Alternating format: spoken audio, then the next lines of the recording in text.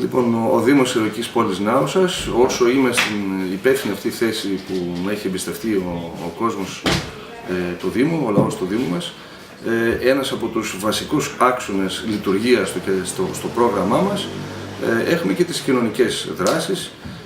να στηρίξουμε και ειδικότερα αυτή την κρίσιμη περίοδο, την κρίσιμη εποχή, που ο κόσμος πραγματικά έχει τεράστια ανάγκη, όχι μόνο οικονομικής στήριξης, αλλά κυρίως έτσι, ψυχολογικής και ηθικής, θα το έλεγα. Να θυμίσω λοιπόν από το 2003, σε συνεργασία πάντα με εθελοντικές ομάδες, με τους φορείς, με τους συλλόγους του Δήμου μας, κάθε χρόνο την Παγκόσμια Μέρα Περιβάλλοντος, τις 5 Ιουνίου, ετοιμάζουμε σε όλο το εύρος του Δήμου εθελοντικές δράσεις, καθαριότητες,